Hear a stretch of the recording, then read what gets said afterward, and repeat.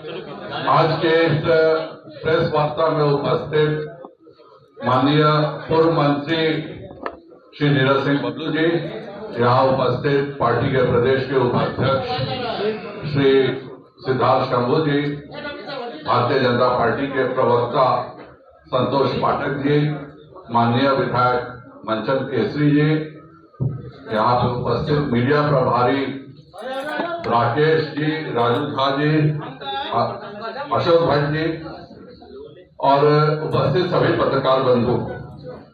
विगत कुछ दिनों से माननीय मुख्यमंत्री जी की समाधान यात्रा निकल रही है।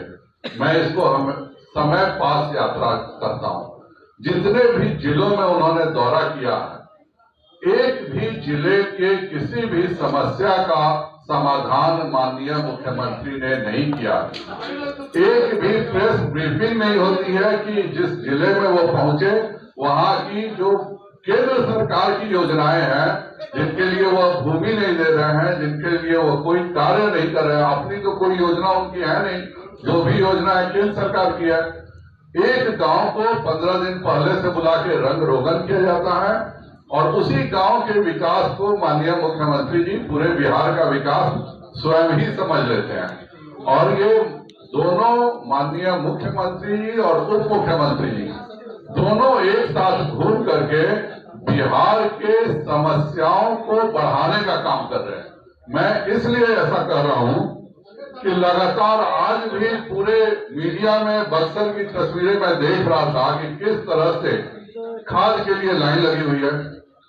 बिहार में अभी 69,000 मैट्रिक टन यूरिया उपलब्ध है, अर्थात बिहार में आज केवल 13,80,000 बोरा यूरिया का उपलब्ध है।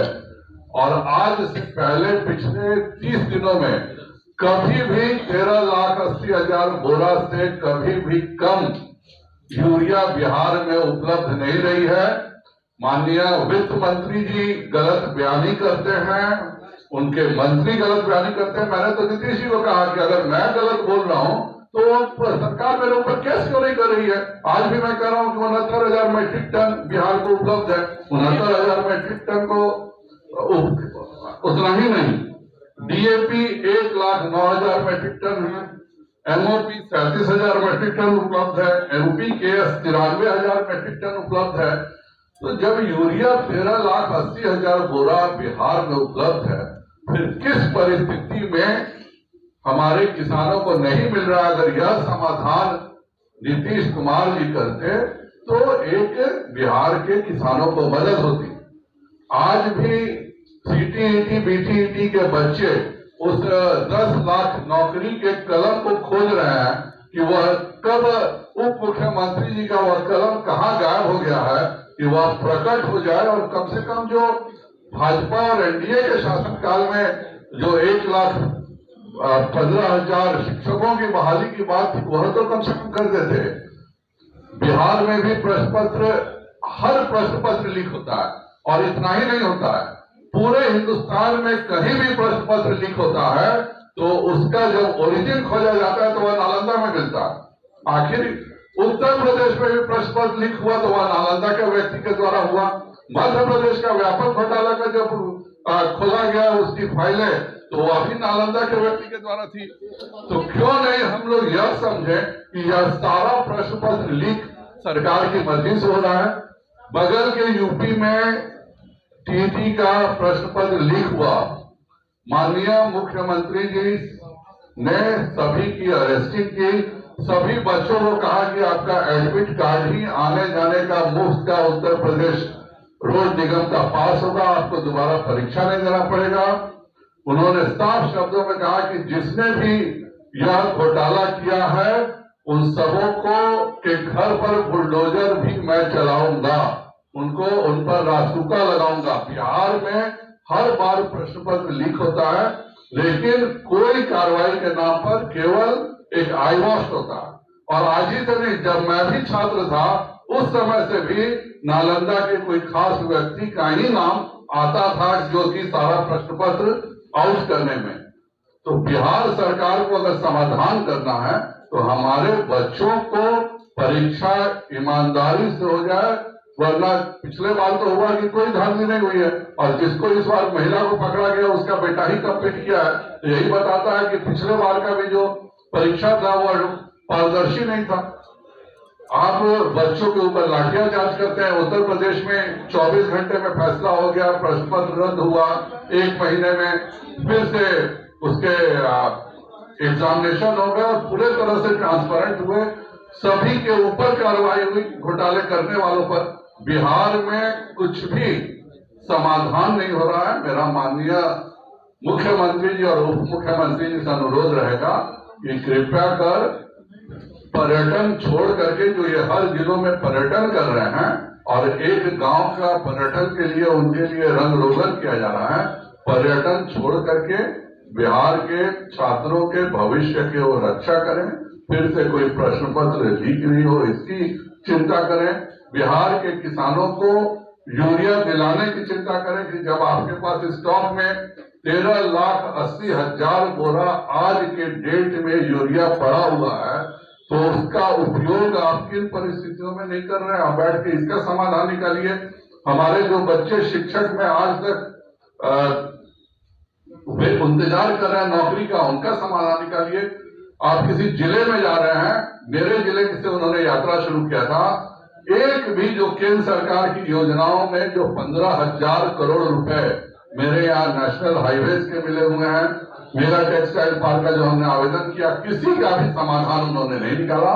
तो माननीय मुख्यमंत्री जी यह नाटक बंद करें और बिहार के गरीबों की, किसानों की और छात्रों की चिंता करें, नहीं तो बिहार की जनता जब इंदिरा गांधी के सत्ता के खिलाफ खड़ी हुई तो उलट गया, तो नीतीश कुमार जी का अंत निश्चित है। समाधान यात्रा के दौरान मुख्यमंत्री मदरसों का निरीक्षण कर रहे थे सिवान में। उन्होंने कहा कि डिग्री कॉलेज की मान्यता भी देंगे और हॉस्टल भी खोलेंगे, एक्सपेंड किया जाएगा मदरसों को। आप जरूर जो करना है कीजिए, किसी भी अगर आप कोई कॉलेज खोल रहे हैं तो उससे हमें क्या एतराज है, लेकिन जो हमारे बच्चे 4-4 साल से इंतजार कर रहे हैं, आप 5,000 नौकरियां प्रोफेसर की बाकी है। ये सेशन लेट होने में सबसे बड़ा कारण यह है कि बिहार में किसी भी यूनिवर्सिटी में अपना स्ट्रेंथ का 25% प्रोफेसर नहीं है। आप जाकर के मदरसों में डिग्री कॉलेज खोलने की बात कर रहे हैं, जो यहाँ पे बच्चों के डिग्री कॉलेज खुले हुए हैं, अगर वह 5,000 प्रोफेसर की नौकरियां जो खाली हैं उनको अगर आप भर दें तो उन बच्चों का बहुत भला हो जाएगा। जो आपके पास है उसकी तो कोई चिंता नहीं कर रहे, बाकी कहीं भी जाना है, इसको मैं नाटक से ज्यादा कुछ नहीं मानता हूँ।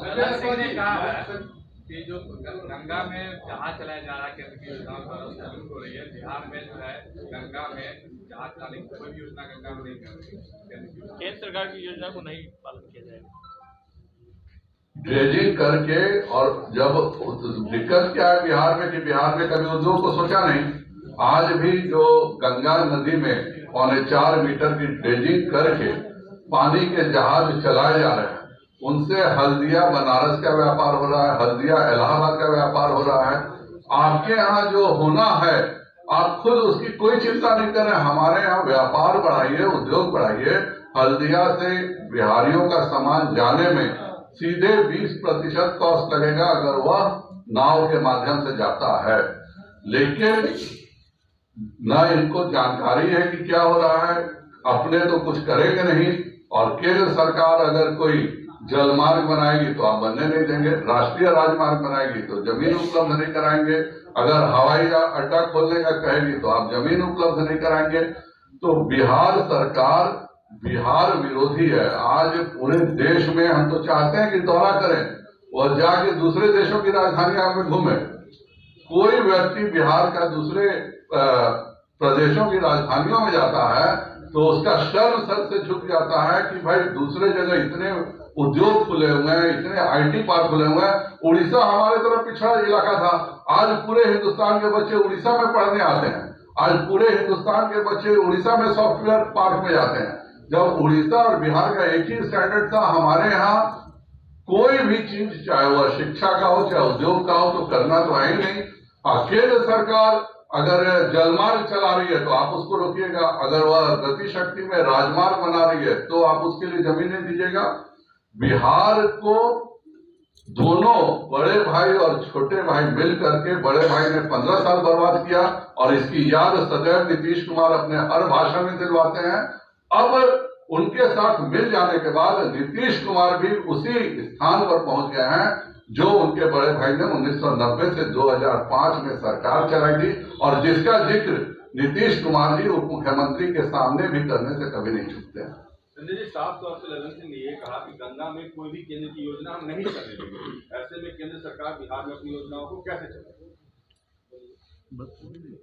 यह केंद्र और बिहार के मैटर का बात है, मैं इस पर इतनी जल्दी कोई टिप्पणी नहीं करूंगा। लेकिन अगर जलमार्ग से सामानों की आवाजाही हो रही है, इसमें ललन सिंह जी को क्या दिक्कत है यह केवल ईश्वर जानता है। टाल योजना में आज भी जिस जगह से सांसद रहे हैं माननीय नीतीश कुमार जी और ललन सिंह जी जिस इलाके के सांसद हैं और जल संसाधन मंत्री वर्षों तक रहे, उन्होंने अपने क्षेत्र में भी टाल में बाढ़ के बचाव के लिए कुछ नहीं किया। तो इनका एक ही सिद्धांत है, न हम कुछ करेंगे और न केंद्र सरकार को बिहार के विकास के लिए कुछ करने देंगे। आपने कहा कि है उसमें नालंदा से जुड़े हुए लोग हैं, क्या ऐसा कहें कि आप नालंदा जिले के लोगों को? नहीं, कोई खास व्यक्ति है। नालंदा जिले का एक खास व्यक्ति का नाम हमेशा ही आता है। जब भी आप देखिए तब व्यापम घोटाला में हो तो क्या उसको प्रोटेक्शन देने का काम माननीय मुख्यमंत्री जी कर रहे हैं क्या? यह कैसे हो रहा है कि बिहार का हर परीक्षा लीक हो जा रहा है और जो व्यक्ति है वह व्यापम घोटाले में भी उसी का नाम आता है। उत्तर प्रदेश का KGMU का सीनियर रेजिडेंसी घोटाला होता है तो उसी व्यक्ति का नाम आता है। उत्तर प्रदेश में अभी जो कार्रवाई हुई है सबों पर, उसका जब किंगपिन खोजा जा रहा है तो पता चलता है कि उसका किंगपिन बिहार में मौजूद है। तो क्या यह व्यक्ति सरकार के मदद से पिछले 25 वर्षों से क्वेश्चन पेपर लीक करा रहा है क्या? एक सवाल है कि सुधाकर सिंह के बाद एक बार फिर से राजद विधायक जो है नीतीश कुमार के खिलाफ गांधी तेवर अपनाए हुए हैं। विजय मंडल ने कहा है कि सत्ता और रोटी बदलते रहनी चाहिए। नीतीश कुमार निरंकुश हो चुके हैं बिहार में। मैं किसी दूसरे दल के विधायक के बारे में कोई टिप्पणी नहीं करूंगा, लेकिन इतना तो निश्चित है कि यह जो महागठबंधन की सरकार है, जो 90 में माननीय लालू जी के समय बिहार की स्थिति कर दी गई थी, आज चाचा भतीजा की जोड़ी इसके लिए परेशान है कि हम फिर से 90 से 2005 के हालात बिहार में वापस करें।